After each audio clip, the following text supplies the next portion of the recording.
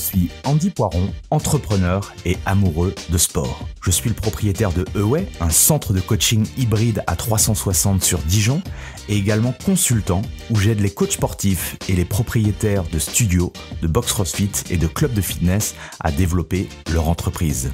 Le fitness est une passion et c'est aussi un business. Dans ce podcast, le business du fitness, je vais à la rencontre de personnes ordinaires qui vous partagent leur expérience extraordinaire. Au programme, on parle de leur parcours, de comment elles en sont arrivées là, et également de leurs difficultés, de leurs succès et de tous les éléments qui peuvent vous donner des idées pour votre propre entreprise.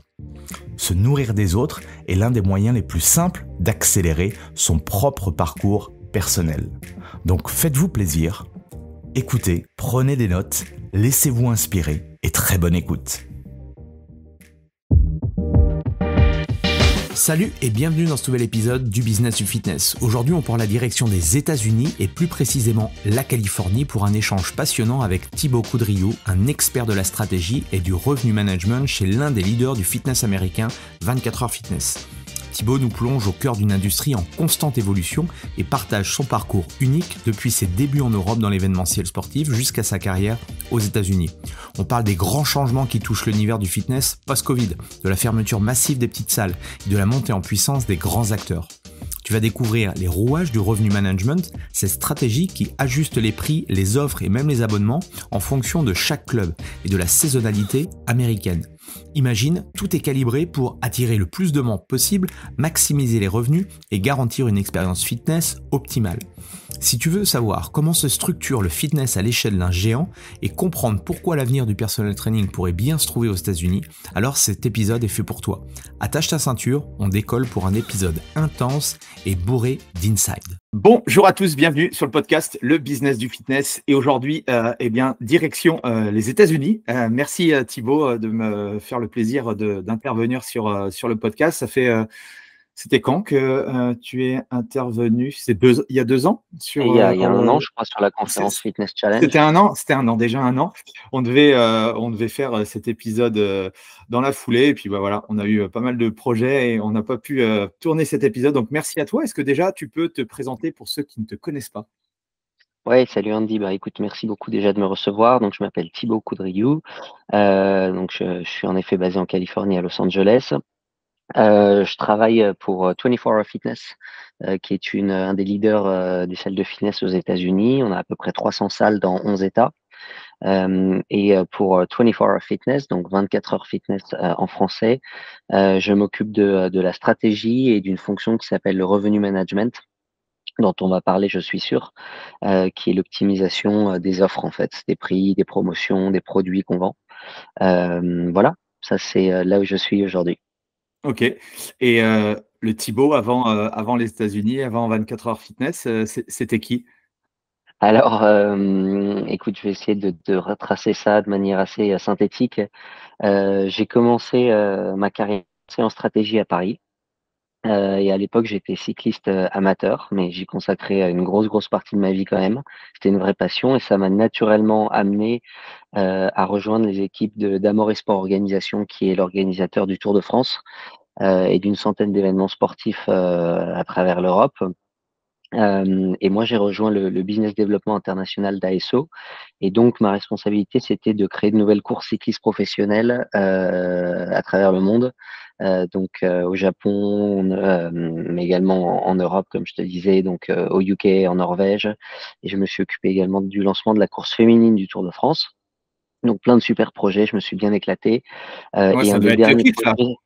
Ouais, c'était vraiment super. C'était, Ouais. tu sais, quand les planètes s'alignent, quand tu travailles exactement dans ce qui t'anime, c'est vraiment génial. Et le dernier projet sur lequel j'ai travaillé à l'époque, c'était sur un projet de reprise du Tour de Californie, qui était la grande course professionnelle cycliste américaine. Et c'est un partenariat qui s'est fait et qui a nécessité la présence de quelqu'un sur place. Et donc, du coup, j'ai pris mes petites valises et je suis parti m'installer à Los Angeles pour mener ce projet de reprise du Tour de Californie par l'organisation du Tour de France. Ok, excellent. Voilà, et donc c'est ça qui m'a amené ici il y a bientôt 10 ans, et donc j'ai continué mes activités pour Amaury Sport Organisation, depuis LA pendant, 4-5 ans. Après le covid est arrivé et ça fait maintenant, 4 ans que je travaille donc dans le fitness, que j'ai opéré ce petit switch. C'est à la fois, très similaire parce qu'on reste dans l'industrie du sport, donc on s'adresse également à des gens qui ont la même sensibilité, on va dire, que quand on s'adresse à des fans d'événements sportifs. Mais d'un point de vue business, c'est très différent, c'est des leviers, Mm. business très différents. L'événementiel sportif, en tout cas pour moi, c'est outdoor, itinérant, et les sources de revenus sont pas du tout les mêmes. C'est du sponsoring, des dossards, et cetera. Alors que, bien sûr, dans le business du fitness, on est plus dans le retail, l'immobilier et les recurring revenues. Mais bon, il y a quand même des passerelles et donc que j'ai réussi à franchir. Donc, aujourd'hui, je suis très heureux d'être, dans le fitness. Le fitness, quand tu étais en France et tout, tu t'y intéressais ou pas forcément?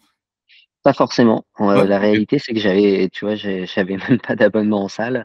Ouais, ok. Pour moi, c'était l'outdoor, la course à pied, le vélo, et c'était mon secteur, et j'ai découvert ça vraiment aux États-Unis, avant de travailler dans ce secteur aux États-Unis. Mais parce qu'ici, il y a quand même un taux de pénétration, du fitness de 25 en Californie, hein, 20 en Ouais. moyenne aux États-Unis, mais 25 en Californie.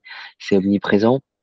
Et moi, j'habite plus précisément à Venice Beach, qui est, le cœur, Le du fief. fitness à Los Angeles, parce que, enfin, j'habite littéralement à un bloc de Gold Gym, hein, du Gold Gym historique, de Joe Gold et d'Arnold Schwarzenegger. Tu as la Muscle Beach, à quelques centaines de mètres, et donc je suis dans un cadre, vraiment, pas très orienté fitness, et donc naturellement, c'est compliqué de ne pas s'y intéresser.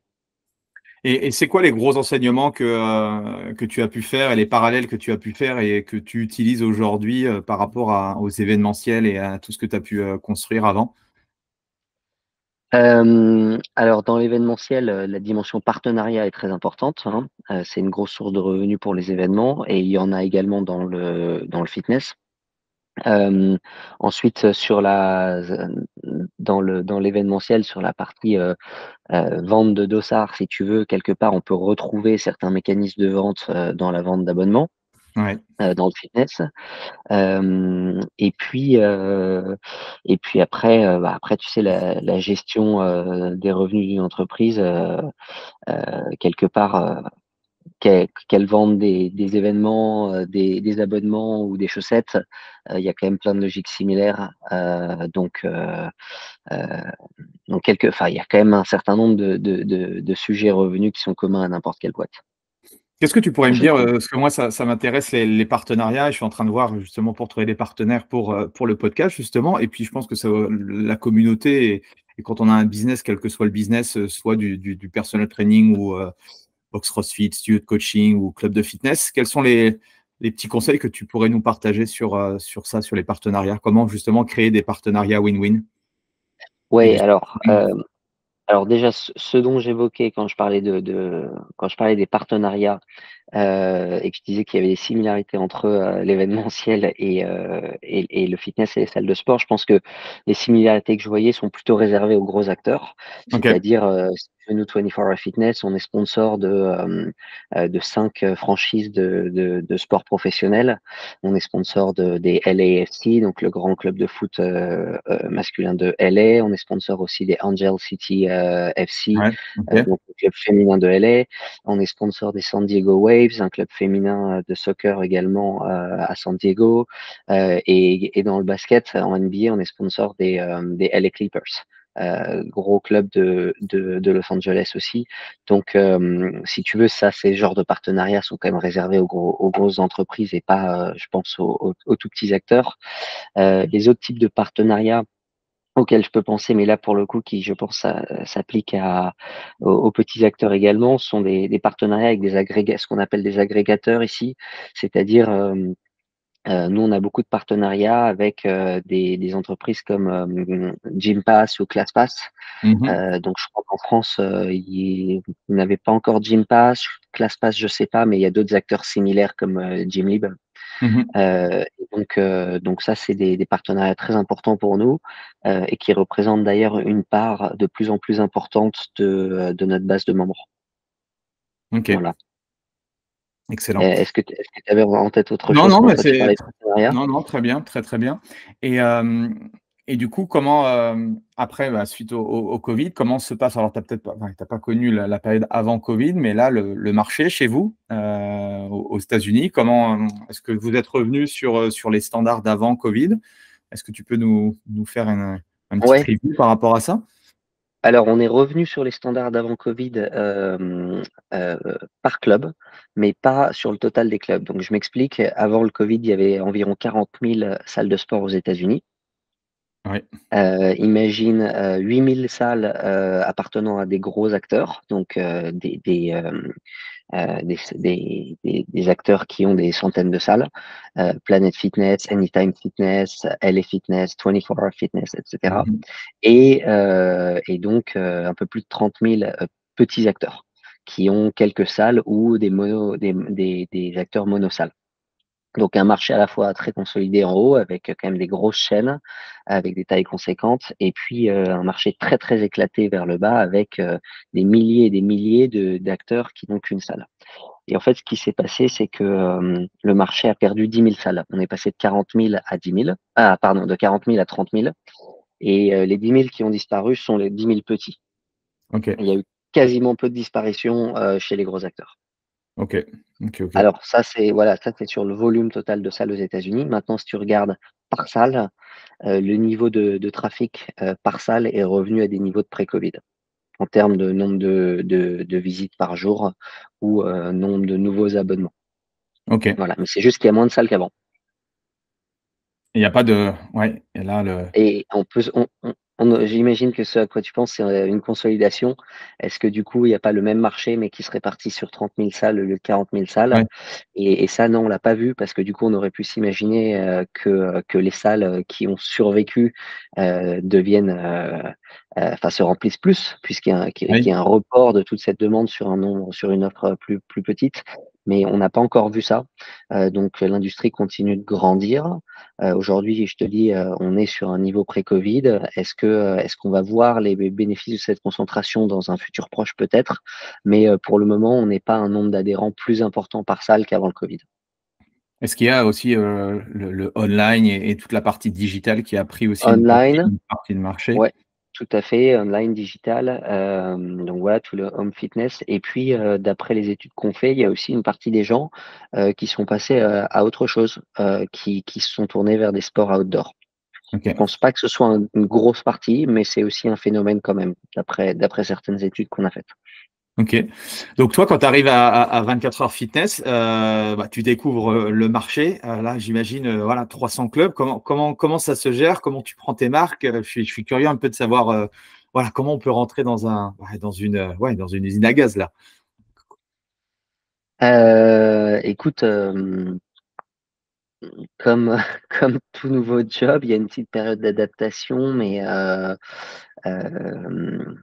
non, écoute, moi, je suis arrivé, en fait, mes débuts étaient un petit peu différents de mon rôle actuel parce que à l'époque, la stratégie de 24 Hour Fitness à la sortie du Covid, c'était, une stratégie tournée vers l'innovation.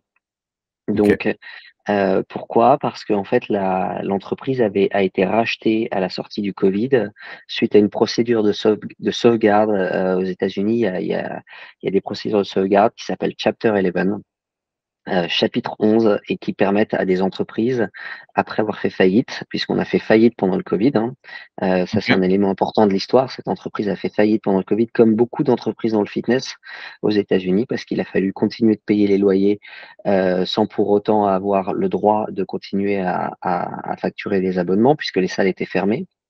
Donc en quelques mois, l'entreprise a fait faillite et cette procédure de sauvegarde lui a permis de renaître de ses cendres en épongeant ses dettes. Et à ce moment-là, l'entreprise a été rachetée par des fonds d'investissement de la côte Est pour plusieurs centaines de millions d'euros. Et donc, on s'est retrouvé d'un état de faillite à un état où on était assez riche, mais artificiellement, mais juste on avait beaucoup d'argent sur nos caisses. Et à ce OK. moment-là, la stratégie était pour 24 Hour Fitness était donc de démarrer une nouvelle phase de sa vie, en modernisant tous ses clubs et en développant de nouvelles expériences dans ces clubs, parce qu'il fallait absolument sortir de l'image, club qui fait enfin chaîne qui fait faillite quoi, bankruptcy gym. Ouais. Et donc et on avait beaucoup d'argent comme je te disais, beaucoup de liquidités et donc on s'est lancé dans une opération d'innovation, en lançant des concepts de cryothérapie dans les clubs, des concepts de HIIT training, en lançant notre propre concept de HIIT. On a aussi fait un partenariat avec Nine Round, qui est une énorme Mmh. franchise aux États-Unis qui a plus de 2000 salles de boxing. Donc on a ouvert des Nine Round au sein de nos clubs. On a lancé aussi des concepts, on a essayé des concepts de nutrition. Donc voilà, on se lançait tout feu tout flamme dans l'innovation et moi je travaillais à ça. Excellent. OK.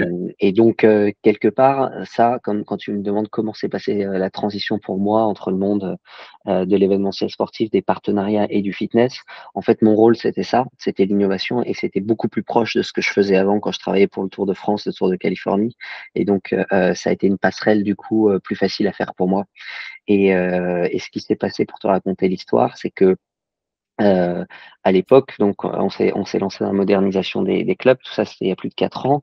On a rouvert nos salles quand on a eu le droit de le faire, sauf qu'à ce moment-là, on avait perdu à peu près la moitié de nos membres et donc on a ouvert quand on a rouvert nos salles, c'était à perte et tous les mois, on brûlait, quasiment 20 millions de cash, en fait.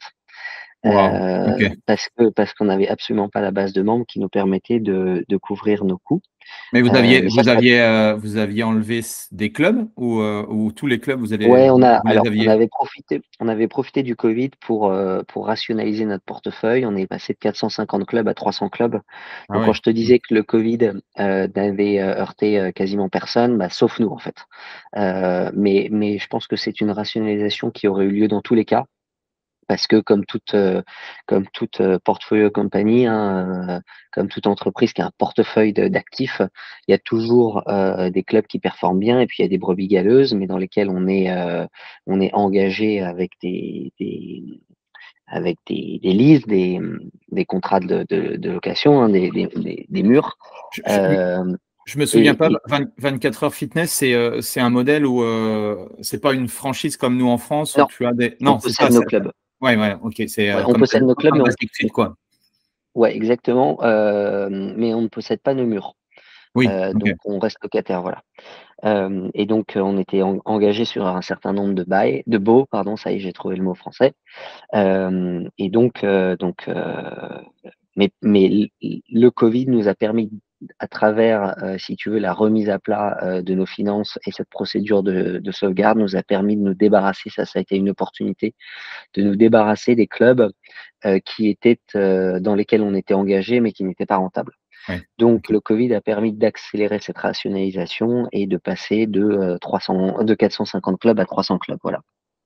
Et Et donc quand ouais, tu parles pardon. justement par rapport à cette notion d'innovation, bon, quand tu as, 4-5 clubs, tu peux assez facilement les déployer, dans les clubs. Là, j'imagine que 300 clubs, c'est quoi la stratégie? C'est, tu testes, ces modèles sur, quelques clubs phares et puis après tu étends le réseau ou comment vous y êtes pris par rapport à ça? Ouais, non, tout à fait, on avait un procédé, enfin une approche qui était, assez normalisée, hein. On avait un schéma. On commençait par, bien entendu un test dans 2 ou 3 clubs. OK. En même temps, tu peux pas tester qu'un seul club parce que si ça Mmh. marche pas, c'est peut-être lié à ce club et pas au concept. Mais néanmoins, tu peux pas non plus lancer ton test sur 10-15 clubs dès le début parce que ça peut coûter très cher si jamais structurellement ce concept ne fonctionne pas. Donc on lançait sur 2-3 clubs, on testait ça pendant quelques mois, OK. et puis en fonction des résultats, on étend à l'ensemble d'un district. Donc nous, un district, c'est une vingtaine de clubs. Et puis après à une région. une région. Donc on a 3 OK. régions, on a 100 clubs par région et puis et après à la totalité du portefeuille. Mais l'histoire que je te raconte, c'est qu'on n'est pas allé aussi loin, que cette, que on n'a pas lancé nos concepts, comme ça à l'échelle de tout un district ou de toute une région. En fait, notre stratégie d'innovation a été mise à mal par, une reprise post-Covid qui a duré plus longtemps que prévu. Donc comme je te D'accord. disais, quand on a rouvert les clubs, on perdait beaucoup d'argent tous les mois, mais ça, c'était le plan. On savait très bien qu'en rouvrant les clubs, on allait devoir taper dans ce capital que les fonds qui nous avaient rachetés nous avaient donné. Ça faisait partie du plan. Sauf que, la reprise a été plus lente que prévu parce que, si je me souviens bien, de l'ordre après, donc le covid, il y a eu, certains, variants. Il y a eu delta, puis omicron. Je crois que c'était dans cet ordre-là et grosso modo, on a mis, plus d'un an. On a mis un an de plus à revenir au niveau, auquel on espérait remonter Ouais. hem, par rapport à ce qui était prévu. Et donc pendant plus d'un an, il a fallu continuer de financer, cette entreprise à perte pour lui donner une chance de redevenir rentable. Et donc on a dû, puiser beaucoup plus que prévu dans nos réserves et on a dû mettre en pause cette stratégie d'innovation pour se concentrer sur notre core business, qui est la vente de membership et d'opérer de manière, beaucoup plus basique des salles, hem, en assurant, les basiques, la propreté, la maintenance, voilà, plutôt que de trop se diversifier sur des concepts d'innovation. On n'avait plus les moyens de faire ça, en fait, donc Ouais. on a mis ça en pause, ouais. Et du coup, aujourd'hui, le modèle 24 heures fitness, là, 2024-2025, c'est quoi? Est-ce qu'il y a une taille standard? Il y a quel type de service? Et est-ce que le 24 heures fitness, est-ce qu'il y a des similitudes en termes de clubs, par exemple, en France ou en Europe, qui pourraient être à peu près similaires en termes ouais, en termes de Ouais, service ou autre? Si on je devait vois ce faire que une tu veux dire. comparaison. Ouais, si on devait faire une comparaison. Alors je pense je vais répondre d'abord à ta première question, sur le concept avant le covid. Donc tous les clubs qu'on a, ont, bien sûr cardio, poids, cours collectifs, très grandes salles de cours collectifs, des salles de cycling, Ouais. dans nos clubs. Et on a également, des terrains de basket, des piscines et parfois des terrains de, racquetball, de squash. Voilà, de Oui, OK. squash. Voilà, ça c'est le format, standard, Modèle. pré-Covid, qu'on a sur nos 300 clubs. Depuis le Covid, on a commencé à rouvrir des clubs, doucement. On a rouvert 2 clubs et en fait, on a éliminé, les piscines et les terrains de basket de, notre modèle OK. parce qu'au final, c'est très coûteux. Alors les piscines sont très, très coûteuses et très peu utilisées. Les piscines, c'est plutôt un outil de vente. Historiquement, c'est quelque chose qui crée un petit effet waouh, mais en réalité, c'est très peu utilisé.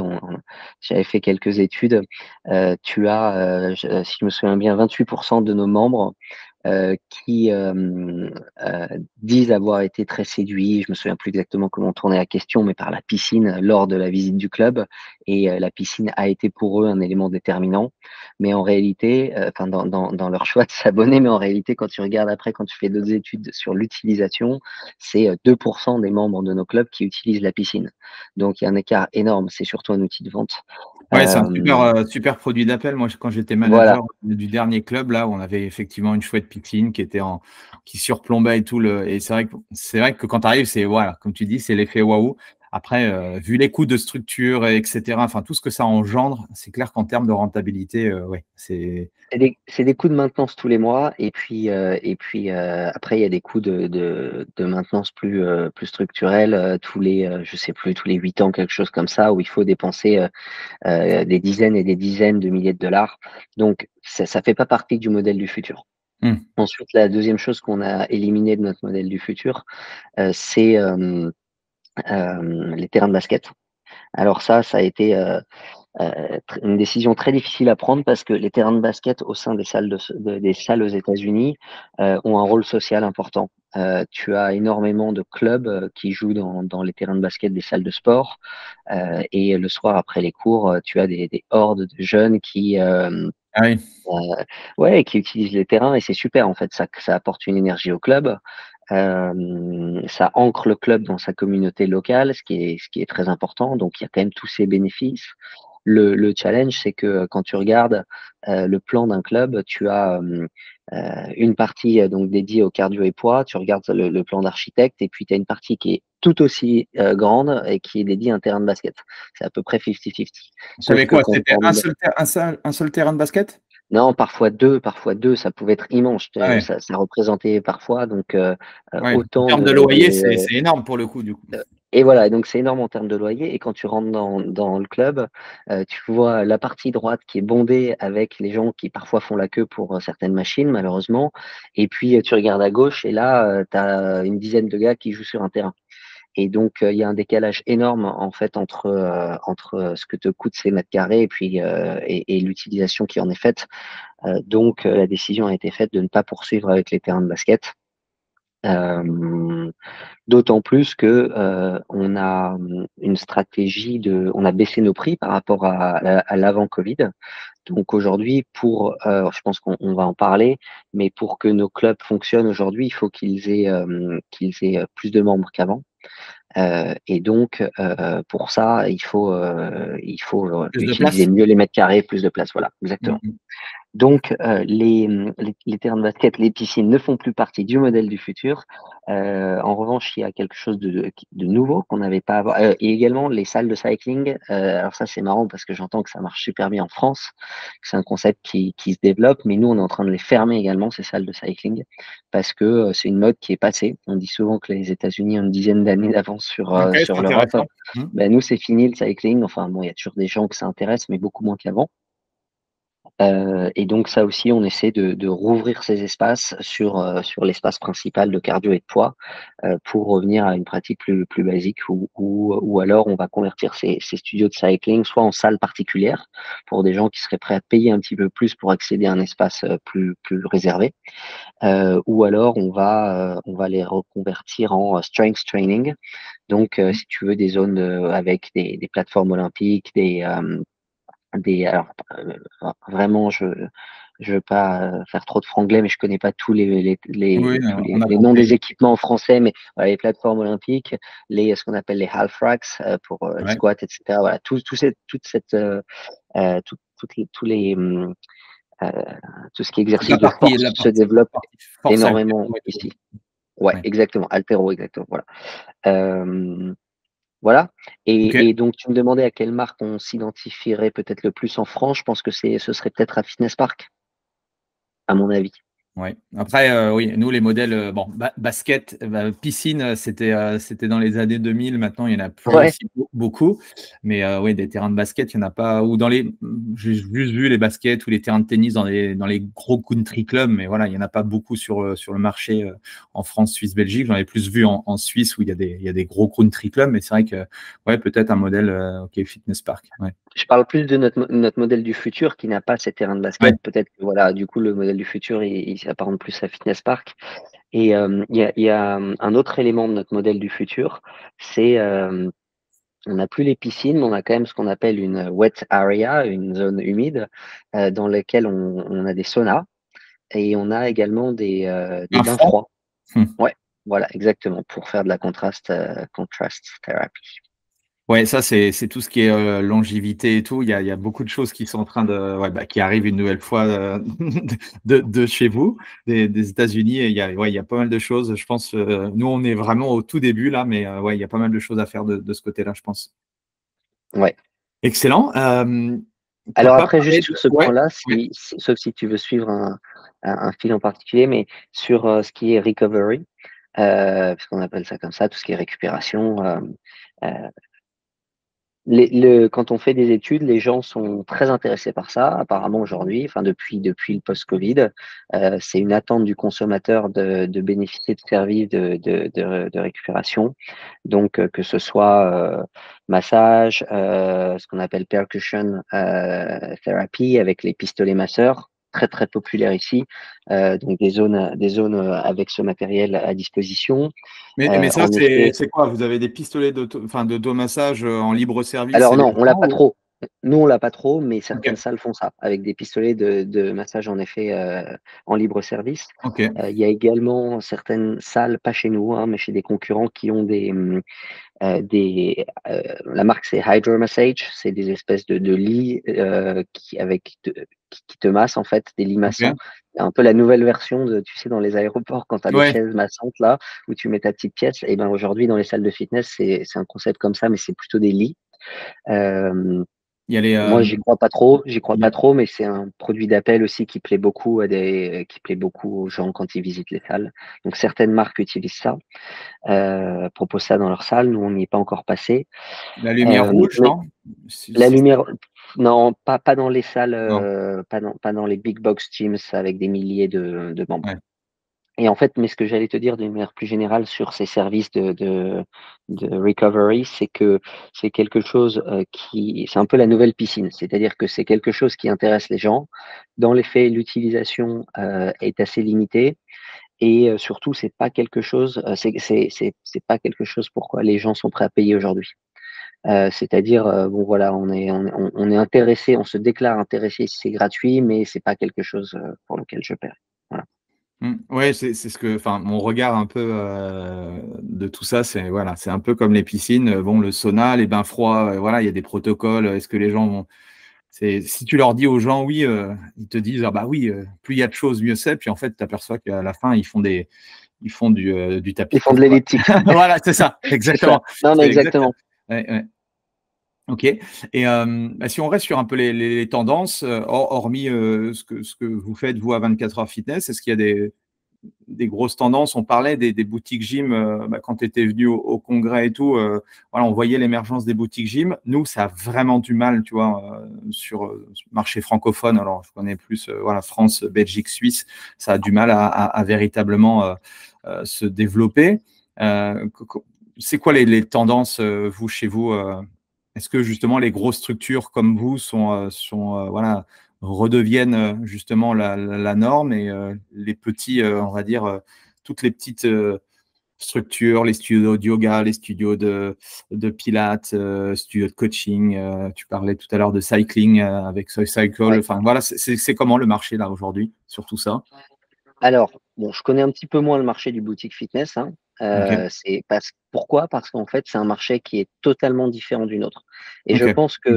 que, aux États-Unis en tout cas, alors peut-être qu'en France, les, les salles de sport traditionnelles s'intéressent un petit peu plus aux boutiques fitness parce que ces 2 marchés sont peut-être moins imperméables l'un à l'autre. Il y a Mm. peut-être plus de passerelles, il est peut-être plus possible de développer des cours de boutique enfin des expériences de boutique fitness au sein des salles, peut-être sur le marché français. Chez nous, on parle de 2 mondes totalement différents parce que, à mon sens, c'est une question de prix. Hem, Ok. Mm. je Aux États-Unis, les abonnements dans les salles sont, je pense, un petit peu plus abordables qu'en France. C'est-à-dire que ça commence il y a beaucoup plus d'acteurs qui sont entre 9 et 30 $ par mois. J'ai le sentiment qu'en France, les prix sont un petit peu plus tirés vers le haut. Et à l'inverse, du côté du boutique fitness, aux États-Unis, ça coûte au moins 250 $ et souvent plus de 300 $ d'être membre d'un concept de boutique fitness, Ouais. alors que je pense que c'est un petit peu moins aux États-Unis, en France, pardon. Donc Mhm. si tu veux, chez nous, on est voilà, tu veux un abonnement dans une salle de sport traditionnelle, c'est 9, 15, 20, 25 $, mais le boutique fitness 300 $. J'ai l'impression qu'en France, on est plus sur 50 et Mm. 150, que c'est un petit peu plus proche l'un de l'autre, alors que chez nous, c'est 2 mondes à part. Ouais.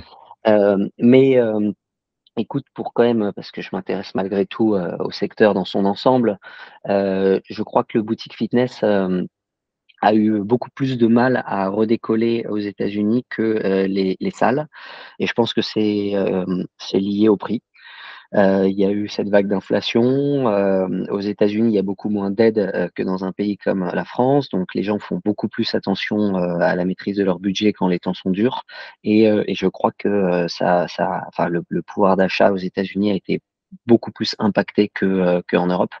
Et Mhm. donc, je crois que ça a été la cause principale d'un rebond plus lent des boutiques fitness. Ok. Et la partie personal training sur vos clubs? vous avez testé? Il y en a? C'est comment? Ouais. Alors ça, c'est vrai que je l'ai pas mentionné, mais c'est un élément fort, du concept. C'est à peu près 10 des revenus pour tout te dire, Ah ouais. aux États-Unis, ouais, et pas que chez nous, hein. C'est un petit peu un standard chez tous les gros acteurs qui ont plusieurs centaines de salles et qui offrent du personal training, c'est à peu près 10 des revenus. Donc en effet, c'est une partie importante du concept, et Donc ça veut dire aussi, parce que ça sous-entend, parce qu'il y a souvent des coachs, enfin en France, voilà, du côté de chez nous, où bah, dans des clubs, il y a beaucoup de coachs qui pensent que dans des clubs, alors nous c'est oui 19, 29 euros par mois, qu'on ne peut pas vendre du personal training. Et aujourd'hui, bah, j'accompagne moi pas mal de personal trainers qui sont dans des clubs qui n'ont pas voilà, où les abonnements ne sont pas à 100, 150 euros par mois, ouais, et ils arrivent à faire 5, 6, 8, même il y en a certains 10 000 euros de chiffre d'affaires en étant dans ces clubs-là. Donc ça veut dire que voilà, on peut aussi développer des services d'accompagnement, de coaching, forcément avec des prix un peu plus haut de gamme, dans des structures qui, bah, on se dirait que là, il n'y a que des personnes qui ne peuvent pas payer plus cher. Et en fait, on ouais. s'aperçoit que voilà, ça peut fonctionner aussi si on fait les bonnes choses, quoi. Ouais, écoute, je suis vraiment d'accord avec ton analyse, pas tellement surpris parce que, nous, on mesure une très forte sensibilité au prix sur la partie abonnement. C'est-à-dire que, tu augmentes ton prix, d'1 %, tu baisses tes volumes d'1 %, hein. C'est à peu près Ah oui. une sensibilité, au prix, de 1 quoi, hein. Donc c'est très linéaire. En revanche, sur le personal training, c'est beaucoup moins le cas. C'est-à-dire que, quand tu augmentes tes prix, c'est pas pour autant que tu subis une baisse de volume, en tout cas pas dans les mêmes proportions. Peut-être parce que, quelqu'un qui a décidé de faire du personal training, en a la motivation, en a le besoin, en fait, un élément important de la gestion de son budget et n'est plus sensible à une variation de 5 €, enfin de 5 $. Et le modèle chez vous, c'est quoi alors, au niveau du personal training? Ce sont des Nous indépendants, on a des... non, chez nous les coachs sont salariés, OK. hem et on a entre, 2 et 15 coachs par salle, hein. Et alors, nos salles peuvent être très grosses. Tout à l'heure, quand tu me demandais un petit peu, une comparaison avec le marché français, en moyenne, nos salles ont 9 000 membres et on a certaines salles qui ont 20 000 membres. Donc dans ces salles-là, on a rapidement une quinzaine de coachs. Hem et que te dire d'autre? On a 2 formats. On a des sessions de 50 minutes et des sessions de 25 minutes. Ça, c'est un concept qui s'est beaucoup développé, ces dernières années, à travers l'industrie ici aux États-Unis, même des séances de 25 minutes. Hem, 5 minutes pour souffler, puis prendre le prochain, c'est ça? Enfin, une ouais, rotation, exactement. Ouais, ouais, ouais, bien, ça, c'est le bien. concept en effet. C'est pour ça que Mmh. c'est pas 30 et 60. Alors sur ce modèle de 25 minutes, je pense qu'on peut se poser pas mal de questions. Est-ce qu'on peut vraiment, atteindre, quelques résultats en 25 minutes? Nous, on est à peu près à 50-50, hein, sur, les ventes entre des séances de 50 et des séances de 25. Donc les séances de 25, plaisent beaucoup. Le concept enfin, les séances de 25 plaisent autant que les séances de 50. Le concept est un petit peu différent. L'objectif sur les séances de 25 minutes, c'est plus de faire de la démonstra de de faire des démos d'exercices qu'après, le client pourra répéter lui-même, plutôt que de vraiment aller chercher du résultat pendant la séance. Et puis, les séances de 25 minutes, on vend, des packages plus gros que sur les séances de 50 minutes. C'est-à-dire, 50 minutes, les gens vont acheter des packs de 4, de 8, alors que les séances de 25, ils vont acheter, des packs de 8, 12, 18 séances. Et en fait, c'est plus vécu comme un rendez-vous, tous les 3 jours ou toutes les semaines, et histoire de créer, ce qu'on appelle de l'accountability, quoi, tu vois? Donc attends, Un rendez-vous avec le coach pour être régulier et pas tellement pour les bénéfices, pendant la séance, mais plutôt pour être sûr d'avoir un point régulier, ouais, avec le coach. Ouais, et puis faut mieux qu'une personne, elle fasse 4 fois 25 que 2 fois, que 2 fois 50, hein. Et moi, ce que Ouais, j'explique aux coachs, qui sont indépendants et qui développent leur business, où la problématique, c'est, à l'époque, c'est si tu vends du temps contre de l'argent. La problématique, c'est que, voilà, si tu fais que des sessions 1 heure, tu es vite capé, au niveau ton business. Donc essaye de trouver, le fait, effectivement, de réduire le temps. Tu peux imaginer avoir une standardisation sur la partie, échauffement, sur la partie, recovery, comme tu dis, récupération. Tu peux avoir, enfin, après, je pense au club que j'accompagne, tu peux avoir une sorte d'application mobile avec des vidéos justement pour préparer le client. Hop, le client, en fait, les 25 minutes, c'est du travail corps de séance avec son coach sur un truc spécifique et ainsi de suite. Donc, il y a plein de choses à réfléchir de ce côté-là. Souvent, quand on est coach, on se dit, ah ouais, non, mais moi, la séance, c'est minimum 1 heure, il faudrait même 1 heure et demie pour bien faire. Bon, on s'aperçoit qu'une nouvelle fois, dans les faits, entre la rentabilité et puis effectivement le coût par bénéfice de notre client, il y a des moments, voilà, il faut trouver des solutions, quoi.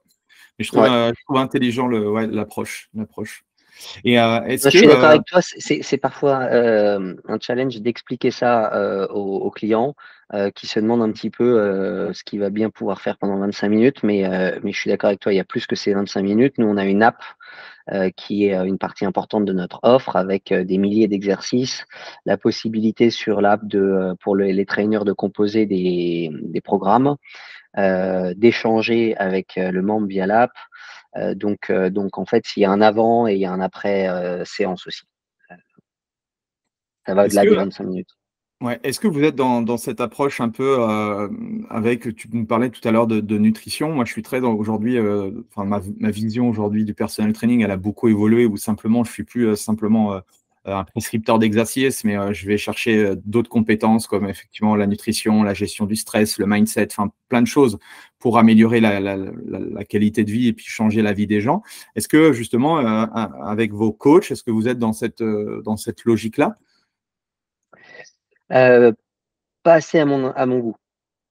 Je pense que, je pense qu'on a encore, on est encore un petit peu old school. On est quand même un acteur, historique, et un gros acteur du marché américain, et quand tu es gros, c'est plus difficile, de te réinventer.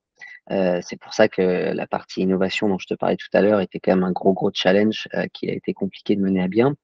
Et nous, je pense pas qu'on soit, aujourd'hui les plus agiles, quand il s'agit dans notre pratique du personal training. Pour être très honnête, je pense qu'on est encore sur une pratique relativement traditionnelle et pas encore, holistique. C'est-à-dire, OK. nos coachs, oui, certains bien sûr, sont certifiés, sur différents domaines dont la nutrition, mais sinon on est quand même sur une pratique assez traditionnelle, et j'aimerais qu'on puisse faire évoluer ce modèle et que tout le monde soit certifié nutrition et qu'on puisse proposer une approche holistique à nos membres. Mais je crois qu'on n'en est pas encore là. OK. Et il y a 2 ans avec Pierre-Jacques, je suis intervenu sur des séminaires pour expliquer aux patrons de club, aux managers de mettre en place le personnel training. J'ai vu beaucoup de friction justement par rapport à la mise en place de ça, surtout sur le modèle, salarié parce que, bah, alors je sais pas, mais je suppose que peut-être aux États-Unis c'est pareil, mais nous, voilà, le modèle salariat, c'est fastidieux, ça coûte, voilà. Ouais. Qu'est-ce que tu pourrais dire justement aux patrons, managers de club qui nous écoutent sur, quel est l'intérêt justement de mettre du personal training dans leur club? Alors l'intérêt, c'est la rétention, hein, avant tout. Alors, bien entendu, c'est une source de revenus additionnelle, mais les marges sont parfois faibles. Surtout dans un modèle, de salariat où en fait il faut payer le coach à plein temps et parfois, son calendrier n'est pas totalement rempli.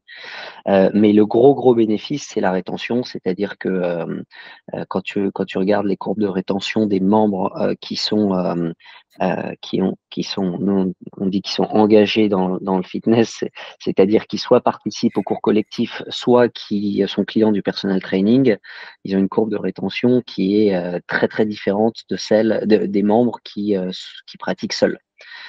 Donc, tu vas augmenter, la valeur long terme de ces membres, énormément si tu parviens à les faire adhérer à ton offre de personal training. Voilà, donc au-delà du revenu court terme, c'est sur le long terme, tu vas créer de la stickiness comme on dit. Heu, ils vont rester chez toi. Ça, c'est le Et plus gros bénéfice, ouais.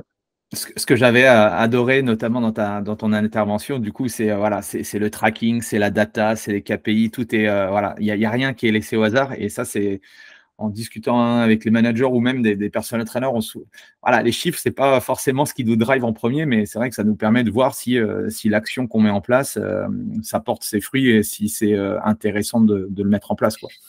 C'est difficile, d'avoir une approche basée sur la data, pour des petits acteurs parce que, pour que ça fonctionne, il faut énormément de volume et donc je pense que, l'approche, data, elle peut être utilisée par les gros acteurs qui ont beaucoup de salles et donc enregistrent beaucoup de data et peuvent traiter cette data et puis ont aussi les ressources pour, parce que c'est pas mal de travail, d'analyse et cetera. Donc, quand tu es gros, tu peux, un petit acteur qui aurait une salle, 2 salles, je pense que c'est compliqué, de vraiment mesurer, l'impact d'un changement de prix, l'impact d'un changement d'une promotion, donc ouais, je pense que cette pratique, hein, du revenu management, je pense c'est plutôt, la prérogative des gros acteurs. Alors justement, moi, ce qui m'avait aussi, que j'avais adoré sur l'intervention, c'est effectivement ton rôle c'est revenu management, je ne connaissais pas. Est-ce que tu peux, voilà, expliquer, quel est l'objectif et comment ça se passe concrètement et comment toi tu pilotes ça à travers, justement les clubs, les 300 clubs? Ouais, bien sûr. Donc en fait, c'est le revenu management, c'est une fonction, qui est présente, également en France, bien sûr, hein, dans de nombreuses industries qui sont les industries qui vendent, soit des sièges comme, dans les trains, dans les avions, dans les stades.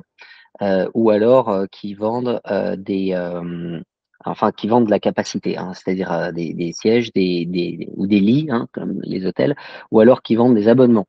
Netflix, Spotify, tout ça, donc abonnement ou capacité sont les industries qui, font beaucoup appel à cette fonction de revenu management et c'est l'optimisation, comme je disais tout à l'heure, des produits de l'offre, donc c'est-à-dire des produits que l'on vend, des prix auxquels on vend ces produits et de la manière dont on fait varier tout ça, par marché et selon et dans le temps. Mmh. Donc, l'optimisation par marché, chez nous, ça va être, est-ce qu'on vend les mêmes, produits, au même prix, au Colorado ou en Californie? Pas du tout parce que c'est pas, la même pratique, c'est pas les mêmes salles, c'est pas les mêmes démographiques, pas le même pouvoir d'achat, donc l'offre n'est pas la même. Et ensuite, est-ce que, une fois qu'on a défini une offre, marché par marché, est-ce que c'est la même offre club par club ou pas? Et là, pareil, c'est pas la même offre club par club. Il y a on fait varier certains paramètres club par club, comme le prix d'entrée, par exemple, parce que tous les clubs ne se ressemblent pas. Certains, flambant neufs, et d'autres sont plus vieillissants. Donc on va pas pouvoir demander le même prix club par club, même au sein d'un marché. Et puis, tous les clubs n'ont pas les mêmes besoins, c'est-à-dire que certains clubs sont pleins et d'autres, sont en phase de croissance et donc, selon le besoin du club, est-ce que, il s'agit de faire grandir la base de membres pour couvrir les coûts fixes ou est-ce qu'il s'agit d'augmenter ce qu'on appelle le yield, hein, le revenu par Mmh. membre? Et ben, là aussi, la stratégie de pricing du club, n'est pas la même. Donc ça, c'est voilà, les variations, par marché, par club et puis après, il y a des variations, dans le temps. Aux États-Unis, bon, je sais en France aussi, il y a une forte saisonnalité, même si, j'ai cru comprendre d'après, certains podcasts, certaines interviews auxquelles j'ai eu accès que, le mois de janvier n'est plus ce qu'il était, en Mmh. France et que maintenant la demande elle est un petit peu plus lissée, sur l'année. Chez nous, janvier reste quand même très, très important.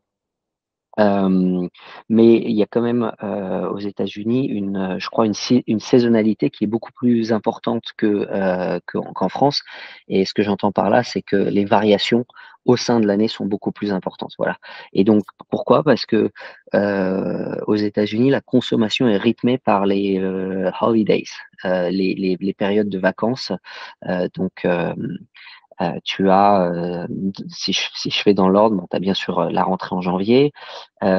Tu vas avoir Memorial Day. Tu vas avoir July 4th, Mmh. donc qui est leur fête nationale. Le Labor Day après, en septembre, qui est la fête du travail. Plus tard dans l'année, il y a Black Friday et Cyber OK. Monday, qui est une période aussi énorme. Et en fait, le consommateur américain va beaucoup attendre ces moments clés de la consommation, du marché de la consommation aux États-Unis pour faire ses achats. Pourquoi? Parce que il y a énormément d'industries qui proposent des deals lors de ces différents moments. Avant d'acheter un canapé, tu attends Memorial Day ou tu attends Labor Day. Avant d'acheter ton iPhone, pareil, quoique je crois pas qu'Apple ait vraiment besoin de faire des promotions. Mais en tout cas, il y a c'est la culture américaine, tu achètes lors de ces moments clés de la consommation et donc ça crée des pics et du coup des vallées également dans les moments, entre les promos. Voilà. Et donc Vous faites beaucoup de catch au Black Friday, par exemple? Ouais, ah c'est mais ouais, c'est hallucinant. Pour te dire, disons que si le mois moyen est à 100, peu importe l'unité, mais c'est un indice 100, ouais, notre janvier est à 150 et ouais, OK. et notre Black Friday est à 140. C'est quasiment aussi gros sur une période plus réduite, hein. Oui, parce que vous C'est-à-dire faites ça que sur 4 jours, je suppose, ou entre le ouais, Black et le Cyber Monday ou un truc comme c'est enfin ça, peut-être un ouais, c'est censé être 4 jours. Après, ce qu'on observe quand même dans l'industrie, c'est que, ces, moments de promotion autour de ces, holidays américains, avant c'était, 2 jours de promo, tu vois? Le jour J et puis peut-être le lendemain et maintenant ça s'étend beaucoup plus. Ça commence une semaine avant, ça finit ouais. une semaine après et Amazon, 15 jours avant, il t'envoie déjà, les avant, exactement. Black Friday, quoi. Exactement et il y a un petit peu, si tu veux, quand certains acteurs commencent à faire ça, tu es obligé de matcher parce que sinon, ils commencent une promo, 1 semaine avant et toi, tu es pas encore sur ta promo donc finalement, tu finis par commencer ta promo un petit peu plus tôt aussi et puis s'ils la commencent plus tardivement, bah, tu vas aussi la continuer plus tardivement et puis finalement le modèle, s'auto-alimente comme ça et tous les acteurs étendent de plus en plus leurs promotions, ça va. C'est un petit peu comme une guerre des prix, bah, là, c'est une guerre des promos avec des promos de plus en plus étendues, voilà et donc les promotions, bah, ça fait partie de l'industrie du fitness aux États-Unis. Concrètement, tu achètes jamais ton abonnement au prix de base. Ouais. C'est personne ne fait ça. Tu négocies déjà. Enfin, tu attends les promotions et puis il y a toute une logique de négociation, qui n'existe pas en France, hein. Mais, si tu veux le et c'est dans la culture. Moi ça c'est un petit peu bizarre pour moi parce que je suis quand même une culture européenne. Mais c'est vrai que, quand tu achètes un abonnement, bah, tu vas négocier. Bah, si tu me donnes le premier mois gratuit, je peux signer aujourd'hui, 2 mois gratuits, pas de frais d'adhésion. Enfin, c'est de la négo, c'est comme quand tu achètes une voiture. Ouais, donc Hem, le commercial a de la entre guillemets, «la laxité» par rapport à ouais, à ce ouais, niveau de il y a négociation. OK. il y a une marge de manœuvre, sur toutes les composantes du prix. Donc, les composantes du prix, donc tu as les frais d'adhésion, enfin, on appelle ça Oui, ça initiation fee. tu nous en avais Voilà, parlé, ouais. Mmh mh. tu as le 1er mois que tu paies, à l'inscription. Aux États-Unis, tu paies souvent le dernier mois lors de ton inscription également. Ce qui veut dire que quand tu décides d'arrêter ton abonnement, bah, on te dit, bah, très bien, il vous reste 30 jours puisque vous avez payé votre 1er mois, d'emblée. Et puis, et il y a également les annual fees, donc les frais annuels, et puis il y a le montant des recurring dues, donc ce que tu vas payer tous les mois pendant la Mmh. durée de ton abonnement. Et les commerciaux ont en effet, une marge de manœuvre sur chacune de ces composantes du prix, avec, différentes limites qu'on fixe. Donc par exemple, sur, le montant, les recurring dues, le montant qui sera, à payer chaque mois pendant la durée de l'abonnement, eh bien, ils peuvent, faire varier ce montant dans une marge de 30. Ils peuvent baisser ce montant, je de 30. Donc, si c'est 30, ils peuvent passer jusqu'à 20. Mais ils peuvent faire -25, -28, -32. Enfin, tu vois, c'est un outil qui leur permet de négocier au dollar près. OK. Heu, sur les frais d'adhésion, ils peuvent totalement les faire disparaître, les amener à 0. Voilà, ils peuvent faire varier toutes les composantes, ouais. Est-ce Et que donc, vous bien êtes sûr, il y un… a plein de stratégies pour maximiser, pour maximiser la valeur, des stratégies commerciales où parce que la valeur perçue n'est pas la même par le consommateur sur chacune de ces composantes du prix. Donc, parfois, tu vas pouvoir baisser de 5% quelque chose qui a une forte valeur perçue pour le consommateur. Mais ce sera beaucoup plus intéressant que de baisser de 20% un élément du Oui, prix qui a une plus faible valeur perçue. Voilà.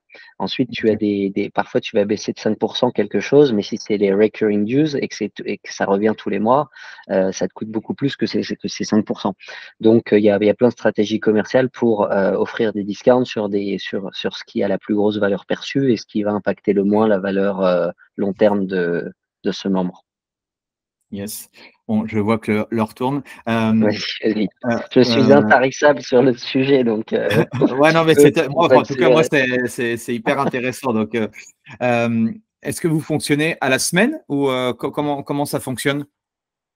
Non, on fonctionne alors on a 2 types d'abonnements. On a les abonnements au mois et donc là, c'est pas toutes les 4 semaines comme je le vois de plus en plus en Europe, mais c'est vraiment, le mois, donc le même Mm. jour, le Ouais, le le 17 du mois tous les mois, par exemple.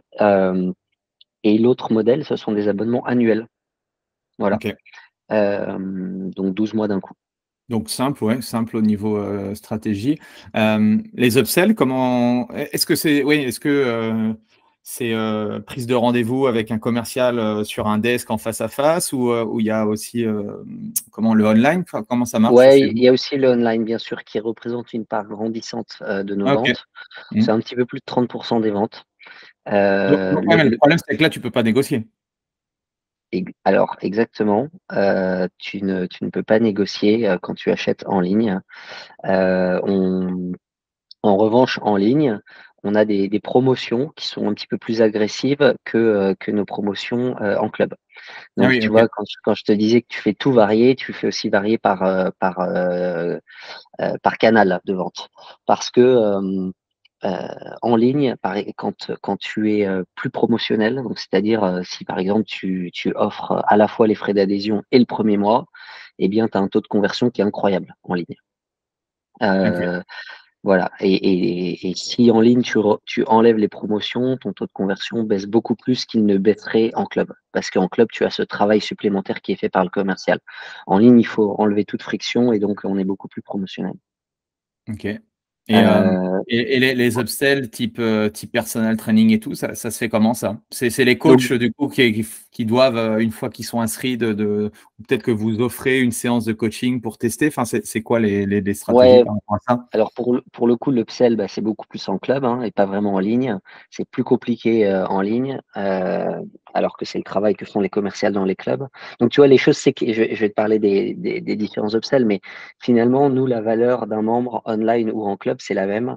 Parce que en effet, online, il va pas avoir les discounts qu'un commercial va lui offrir, en club. Par contre, en ligne, il ne va pas vraiment ajouter d'add-on, d'upsell, alors que, en club, les commerciaux, certes, vont offrir plus de discount, mais ils vont vendre plus de produits. Donc, au final, ça s'équilibre. Ah, c'est bizarre parce que Hem, j'avais vu moi, alors pas sur le marché du fitness, mais du coup, j'avais vu des études sur le fait que online, les gens ont plus tendance à «Ah bah tiens, je vais rajouter ça, je vais rajouter ça» et du coup, bah non, ah ça ouais? ça Non, ça pas du tout ça chez nous. OK. Pas chez Ah nous. non, bah, Après la propension d'un lead à rajouter des services en ligne dépend aussi beaucoup de l'optimisation de ton site. Et on fait pas mal de tests. Tu sais, quand tu passes d'un menu où il faut cliquer, un menu où il faut faire, drop down pour mmh, dérouler une liste d'options, enfin tout ça, impacte bien entendu, le taux d'attachment, de produits additionnels et tout ça, c'est des micro-optimisations, mais qui sur des volumes de milliers et milliers de visiteurs, ont un impact au final. Donc peut-être que notre site n'est pas optimisé, pas assez bien non, non, optimisé, mais mais après, ou mmh, sinon c'est peut-être différents comportements, hein, sur 2 marchés différents que sont l'Europe et les États-Unis. Mais oui, donc écoute, nous, nos add-ons, c'est le personal training avant tout, comme je te disais, parce que c'est une grosse source de revenus et parce que ça change, le comportement du membre sur sa durée de vie. Hem Et puis on a des add-ons du style, tu peux rajouter un deuxième membre sur ton abonnement. Ce deuxième membre, soit il a son abonnement autonome, c'est-à-dire qu'il peut visiter les salles par lui-même sans que tu sois présent. Et sinon, on a un autre type d'add-on où en fait tu peux rajouter quelqu'un, mais cette personne ne peut visiter les salles que si toi tu es présent. Voilà, donc c'est différents prix. Après, on a les produits qu'on a. On a par exemple un add-on qui est tu t'achètes un discount sur les produits retail. Donc, au sein de alors je m'explique, au sein de tous nos clubs, on a une espèce de boutique où on vend des produits de nutrition, protéines, plein de compléments alimentaires, etc. Ou alors des produits énergétiques, des Mmh. bars, des boissons, etc. Et un add-on qui fonctionne assez bien pour nous, c'est euh, tu peux tu peux payer tous les mois un montant fixe pour avoir 20% de discount sur la boutique. Mmh. Voilà. Euh, Ça, c'est une chose qu'on est en train de tester, qu'on n'a pas encore déployé dans tous les clubs, mais qui marche assez bien. Ensuite, on a un service de serviettes OK. qu'on réintroduit. Avant, ça faisait partie de l'abonnement. Avant le Covid, on l'a enlevé et maintenant on le réintroduit, mais à un coût de 10 $ par mois. Euh, Voilà, c'est à peu près nos principaux add-ons. Après, tu as des services c'est un peu plus marginal, mais il y a l'enjeu du parking aux États-Unis, tu sais, Ouais. parce que voilà, les salles, elles sont pas urbaines, hein, en tout cas pas chez nous, mais ces énormes salles, tu les trouves pas dans les centres urbains. Les salles avec 10 000, 12 000, 15 000 membres, c'est plutôt en périphérie des villes, le long des autoroutes, mais ça, donc du coup, il y a parfois le parking est inclus et puis parfois c'est un abonnement parking. OK. Et il y a un autre add-on qui va être ce qu'on appelle les executive locker rooms, donc les vestiaires euh, Top privé? premium, Ouais, privé. on va dire. Mmh. Voilà, voilà. Donc ça, c'est un peu old school, ça se fait moins qu'avant, mais on a encore un certain nombre de salles qui ont ce système-là. Ouais, donc tu peux vite augmenter, le panier moyen, quoi. Tu peux Ouais, partir ouais, de tout à oui, fait. tu peux être à 9 € comme tu peux être à je sais pas, tu peux être à, je sais pas, 300, 400 € par mois si tu prends le full package, quoi. Ouais, si tu prends le full package, c'est rare. Enfin, si tu prends du personal training, oui, en effet. Ouais. Euh, mais euh, mais c'est assez rare. Euh, c'est assez Ouais, rare juste sur les petits add-ons. Ouais. en t'écoutant, l'outil technologique, c'est l'élément, central ouais, de ton activité, quoi. Parce que gérer effectivement au cas par cas chaque club, par rapport à tout ce que tu nous as dit, ouais, c'est là où on se rend Ouais, compte tout que à ouais, fait. l'outil technologique, waouh! Tout à fait. Et c'est pour ça que nous, notre outil techno, c'est un outil propriétaire. C'est-à-dire qu'on a une énorme équipe IT, hein. Si tu veux, après les coûts d'immobilier et le personnel dans les clubs, notre plus gros poste de coût, c'est l'IT. Et donc, on a une énorme équipe IT qui développe notre outil de vente parce qu'on fait en permanence varier tout ce dont on vient de parler. On optimise, on rajoute des briques. Enfin, c'est un outil qui est en évolution permanente et donc c'est le nôtre. Il y a certains acteurs qui, eux, utilisent des plateformes IT, euh, si tu veux, Standard? Ouais, standard, standard, comme, je sais pas, MindBody, par exemple. Je sais pas s'ils sont présents en ouais. Europe. Mmh. Voilà, mais nous, on n'a pas fait ce choix-là historiquement parce que justement, on va être plus flexible. Après, ce qui se passe quand tu développes ton propre outil, après, tu en deviens un petit peu plus prisonnier. C'est-à-dire il y a eu tellement de ramifications que ça devient compliqué de rebasculer vers un outil plus standard. Ouais, faut éviter que ça devienne, une usine à gaz, quoi. Parfois, ça l'est un petit peu. Ouais. Et, Et du coup, est-ce que parce que revenu management, je ne sais plus ce que tu nous avais dit, mais est-ce que si je viens l'après-midi, c'est moins cher? Est-ce que du coup, ou un peu, tu vois, sur Booking, quand je vais dans un hôtel, si je le prends pas tout de suite, je reviens 2 jours après, il est devenu plus cher. Il y a aussi cette logique-là sur votre outil? Alors, c'est une bonne question parce que c'est vrai qu'on a parlé d'optimisation par marché, par club, par canal de communication, selon la saisonnalité dans l'année et cetera. Est-ce que, on optimise, donc il y a 2 questions dans ta question. Il y a selon les heures de visite, non, ça on n'est pas encore OK. rentré là-dedans. Je sais que c'est un futur levier. Enfin, on n'a pas prévu de faire ça pour le moment, mais je sais que ça existe.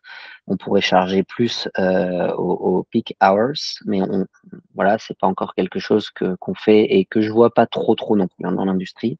OK. Hem et l'autre élément, pardon, de ta question, Ah, c'était, c'était, tu j'ai sais, oublié. comme sur Booking ou là, Ah oui, les est-ce TGV que ou tu varies d'une journée à l'autre? Alors, nous, on fait beaucoup varier au sein d'un mois. On a des promos un peu tous les mois, si tu veux. OK. Et un mois, à peu près, 4 cycles. Tu vois? Parfois, pendant 4 jours, on va avoir un prix donné et puis après pendant 10 jours, on va avoir un prix donné, plus ou moins 2, 3, 4 $. Donc en effet, ouais, il y a des variations et alors tu te dis: «Mais pourquoi faire, varier les prix, au sein d'un même mois?» Donc je te dis soit c'est parce que pendant ce mois-ci, il y a un élément, un holiday ou, un moment clé de la consommation, même de la consommation, dans la vie américaine qui va faire qu'on va être obligé de faire des promos pour s'aligner et pour jouer ce jeu de la consommation américaine.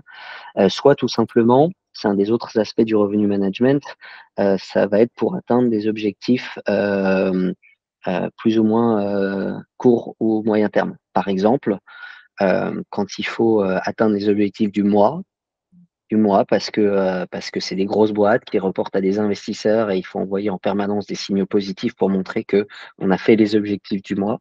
Et ben, par exemple, à ce moment-là, sur les 5 derniers jours du mois, eh bien, on va discounter Ah, les abonnements, de 12 mois, heu et comme ça, on va en vendre beaucoup plus et on va faire rentrer beaucoup plus de cash et on finit le mois, on a atteint le budget. Tu vois? Donc ça va être une des raisons aussi de la variation, des prix, au sein d'un mois. C'est, plus pour des objectifs de gouvernance, interne de grosses entreprises, quoi. ouais, c'est hyper intéressant. C'est hyper intéressant et je te remercie. Là, je t'ai pris beaucoup plus, que prévu, donc je suis désolé. Un dernier petit mot ou dernier partage, par rapport à ça ou s'il y a une question que tu aurais aimé que je te pose et que je t'ai pas posée? Ouais, alors, ça a coupé 2 secondes, mais je crois que j'ai entendu. Peut-être un autre sujet, qui peut intéresser tes auditeurs, c'est, il y a une tendance aux États-Unis, c'est le tu m'entends bien là? Ouais, ouais, très bien. Ouais, OK. Il y a une tendance aux États-Unis là qui émerge.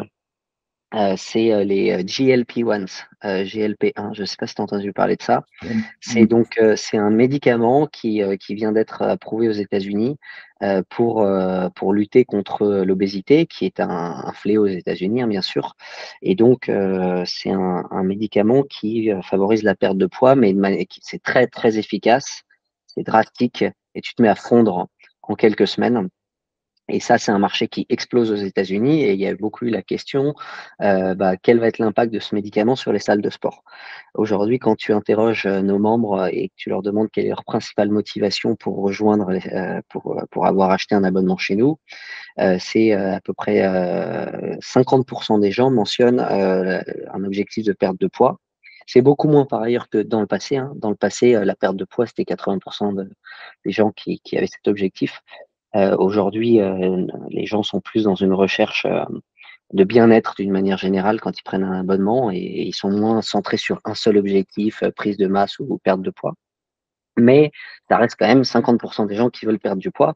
Donc forcément, la question se pose, si aujourd'hui il y a un autre moyen de perdre du poids sans trop Ah bah, sans c'est faire sûr trop que d'efforts, et ben que va-t-il arriver à l'industrie du fitness? Et en réalité, on voit plutôt ça comme, un levier de croissance, que comme une menace pour l'industrie du fitness. Pourquoi? Parce que, ces médicaments font perdre du poids certes, heu, essentiellement, enfin font perdre énormément de muscles également.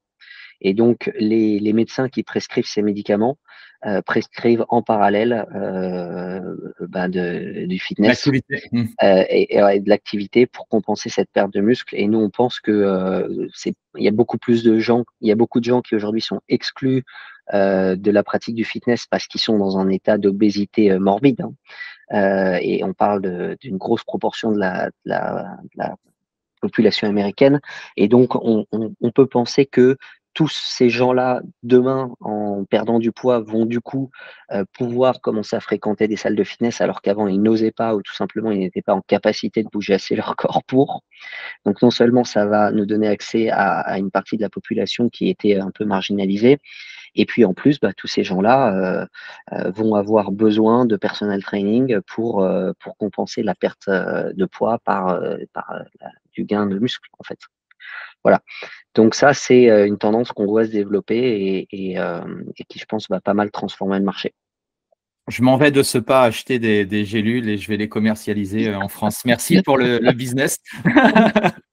Alors, on ne les commercialise pas parce que là, pour le coup, si tu veux, on n'est pas une pharmacie et je crois pas que, enfin, tu sais, les enjeux légaux aux États-Unis sont très très importants et il y a des procès dans tous les sens et donc tu vas pas t'amuser à commercialiser un médicament, c'est pas notre business. Ça coûterait beaucoup trop cher, mais par contre, on peut commercialiser des services qui viennent en soutien de ce marché. Ouais. Je rigolais, bien sûr. Ouais. Ok, top. Merci bien. C'est quoi là ton objectif sur la fin d'année du coup par rapport à 24 heures fitness? Où est-ce que tu en es par rapport aux objectifs ou autres? Écoute, nous, les objectifs, c'est alors déjà, on a eu un début d'année aux États-Unis assez soft, hein, le mois de janvier. Peut-être que finalement, quand j'entends qu'en Europe, le janvier n'est pas aussi gros qu'avant. Nous, ça a été le cas cette année aux États-Unis et pas que pour nous, pour toute l'industrie. Et en fait, quand tu te loupes en janvier, comme tu sais, dans ce business de membership, ça impacte toute l'année. Donc, il y a un énorme enjeu sur le deuxième moment clé de l'année qui sera Black Friday, Cyber Monday. Voilà, ça c'est un enjeu business. Ensuite, à plus long terme, on a comme enjeu de continuer de rénover nos clubs et de rouvrir des salles. Et ça se planifie longtemps en avance, donc on travaille aussi là-dessus. Excellent. Ok. Merci en tout cas. Merci du partage. J'espère que vous avez apprécié tout ce que nous a partagé Thibaut. C'était super intéressant. Merci Thibaut. Merci. Et puis, merci à tous ceux qui nous ont écoutés. Pensez à mettre un petit 5 étoiles et un commentaire sur l'épisode. Je te souhaite une bonne continuation, puis au plaisir éventuellement de refaire un épisode pour voir un petit peu les nouvelles avancées. Je ne sais pas s'il y a d'autres Français qui travaillent aux États-Unis dans le monde du fitness. En tout cas, c'était un plaisir de voir un peu ce qui se passe à l'extérieur. Plaisir partagé, Andy. C'était très cool. Merci beaucoup.